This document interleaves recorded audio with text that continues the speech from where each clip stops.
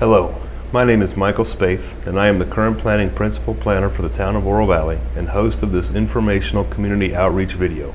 Thank you for tuning in to the first step in this public outreach process. This process has been kicked off in response to a proposed subdivision on a site near you, a property located south of Naranja Drive, approximately 1/4 mile west of North First Avenue. The number one objective of this video is to invite you to participate and let you know how to best stay informed. The goals of this video are to 1. Ensure everyone is provided with information regarding the background of the property, 2. Help neighbors prepare for the upcoming required neighborhood meeting process for the proposed development, and 3. Provide information about the process and next steps. We look forward to answering your questions and gathering your feedback at the first neighborhood meeting on September 22nd. Here are the steps we're going to follow. First, I will provide key background information about the property, including the existing zoning rights, discuss some concerns the town is aware of, and touch on the review process and evaluation criteria. Secondly, I will introduce Mr. Paul Olin, who is representing the property owner. He will expand on the site's history, existing zoning, and the property owner's development proposal. Lastly, I will provide information on the next steps moving forward and provide information on how to stay informed and make your voice heard. Please note, additional information has been posted on ovprojects.com, and it will continue to be as the town receives the anticipated formal application from the applicant. Let's get started. First, I'd like to take a moment to orient everyone with respect to the subject property.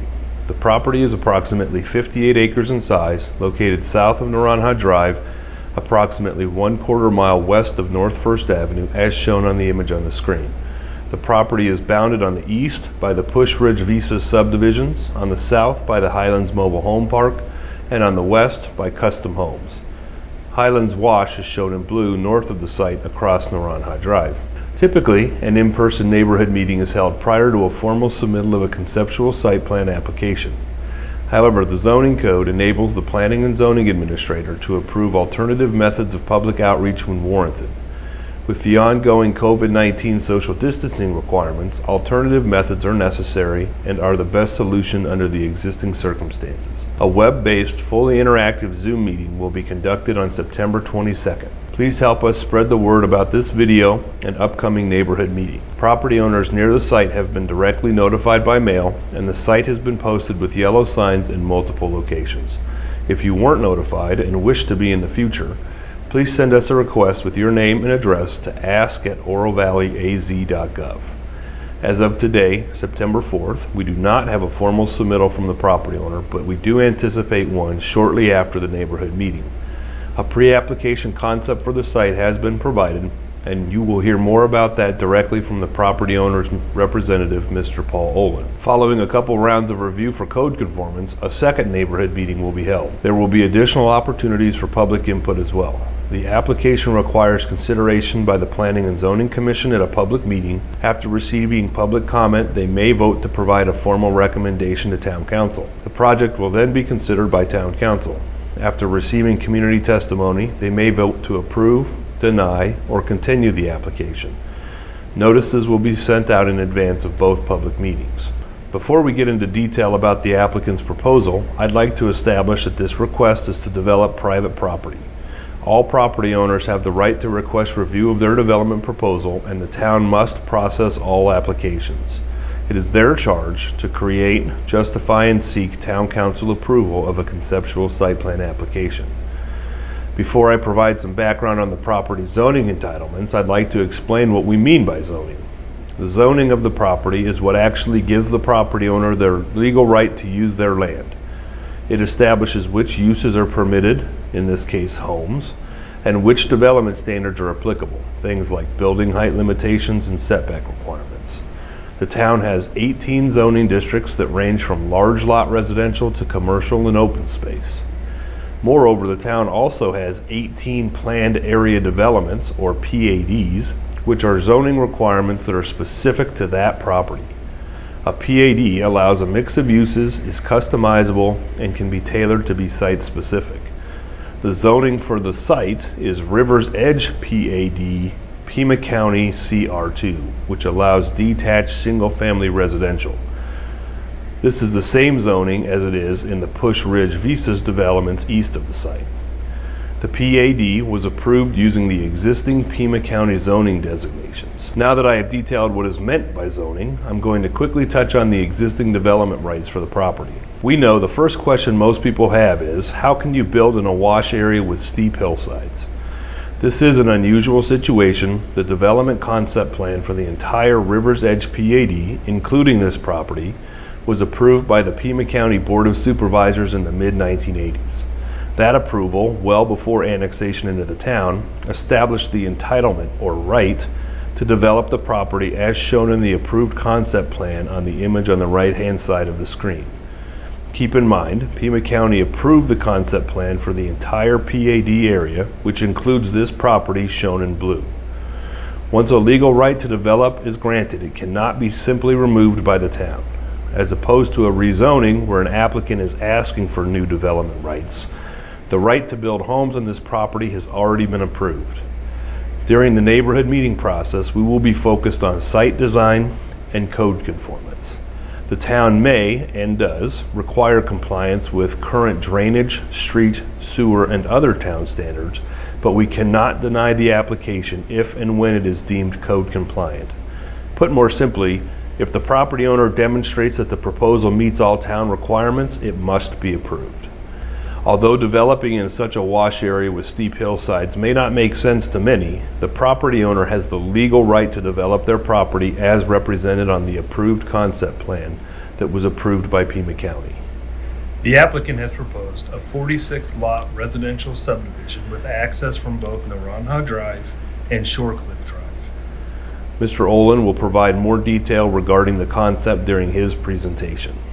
Now that I've provided an overview of the applicant's site plan in broad strokes, I'd like to quickly touch on a couple of known issues affecting the site that we heard during earlier neighborhood meetings and through ongoing public works efforts in the area. The town is well aware of the existing drainage concerns in the area, specifically those affecting the Highlands Mobile Home Park south of the site. Because of that, we required the applicant to provide a much more detailed drainage proposal prior to scheduling the first neighborhood meeting. This is something not usually required at this point, but considering the existing drainage issues, we required additional evaluation before meeting with neighbors. Ultimately, the applicant is going to have to design a drainage concept that does not adversely impact water coming onto the property or leaving the property. They need to design a system that handles, internally, any increases in runoff caused by their development. Another issue is impacts to hillsides. Obviously, this site sits below the ridge where the Push Ridge Vista subdivisions are located. The applicant will be required to design the site with little to no impacts to slopes greater than 25%, shown in red on the image, to ensure the integrity of the hillside.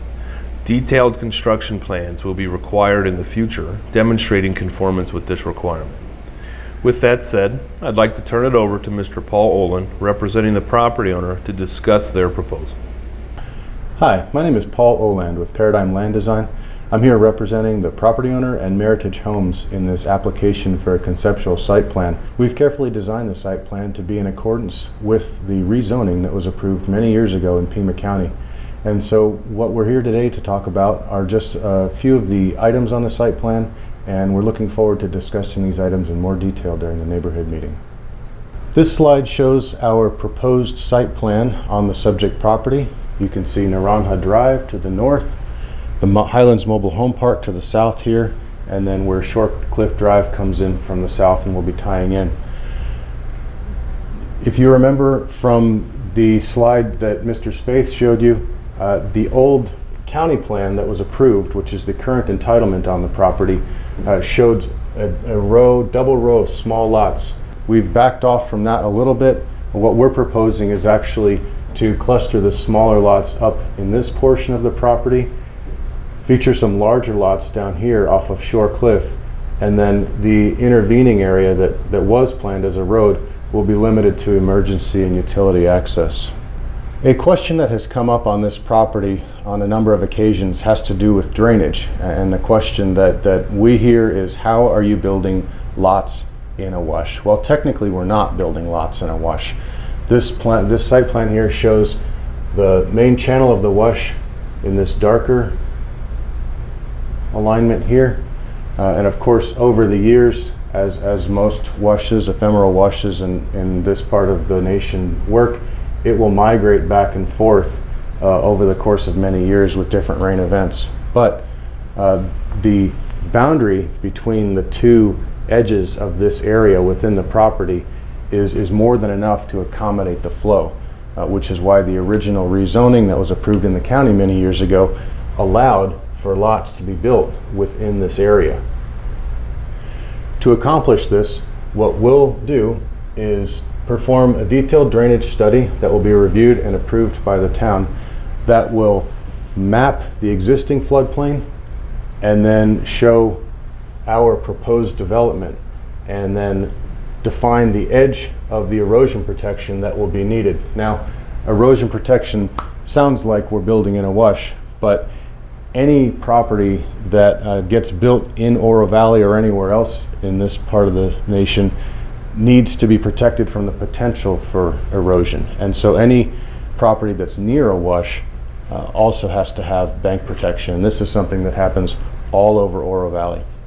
In terms of regional drainage concerns, we're aware of the Highlands Mobile Home Park ongoing floodplain concerns and issues that they've had over the years. The town, as mentioned, is pursuing some grant funding for some regional improvements down here. Depending on the timing of that, what we're planning to do with our drainage design is look at ways, coordinating with the town and the mobile home park, how we can design this site in a way that not only handles the drainage impacts from this development, but also benefits the Highlands Mobile Home Park. We believe there is an opportunity for code compliance on our standpoint, designed in such a way that will benefit the downstream properties that currently have flooding issues. To help illustrate the elevation differences relative to surrounding residences, the next slide will show a cross-section cut approximately through the middle of the site right here. This is the cross-section that I mentioned at the end of the last slide, basically to explain homes on the west side of the property over here, existing homes on the east side of the property over here. The subject property basically spans the entire area here. So the main channel of the wash at this location is here. As I mentioned before, over time, the main channel of these ephemeral washes meander over the course of years. That's what creates the braids. Right now it's here, but we do expect it'll move back and forth over time. The homes are proposed in this area here, downslope from the existing homes on either side. Again, this is that elevation difference that I mentioned before, where even a two-story home will be below the elevation of existing homes. The area where the homes and the street will be built on this portion of the subject property over here will be protected from potential erosion by the installation of erosion protection right along this edge here. Now, erosion protection in this case will be mostly underground because the elevation of the floodplain is very shallow. So this erosion protection will run along the western edge of the homes, and the homes themselves won't be built up more than a few feet above the existing wash bottom. Again, still well below the elevation of existing properties. And again, the location of these homes within the overall property is in accordance with that old Pima County approval and the site plan associated with that we mentioned before. Thank you for your time. Again, we are requesting approval of a conceptual site plan that conforms to the design that was approved many years ago in Pima County. We are not proposing a rezone because this property is already entitled for this land use. However, we believe that the design we're proposing is less impactful than the existing approved plan, and we also believe this project can provide a drainage benefit to downstream properties. I look forward to discussing these topics more at our upcoming neighborhood meeting. Thank you, Mr. Olin. I would like to conclude by reiterating how to make your voice heard over the course of this process. Again, this is just the first step. There will be multiple opportunities to participate throughout this process. The first neighborhood meeting is scheduled on September 22nd and will be a web-based, fully interactive Zoom meeting.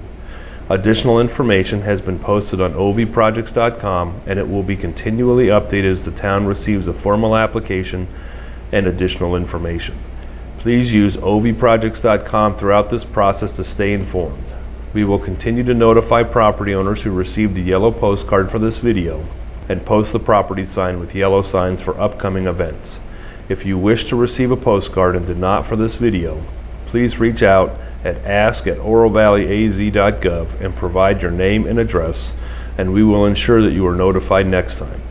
Thank you for your care and consideration. Again, I would like to reiterate it is important to hear your comments and questions. Community participation is what makes Oro Valley a special place. Community input has shaped every site plan application in Oro Valley, just as it will on this project.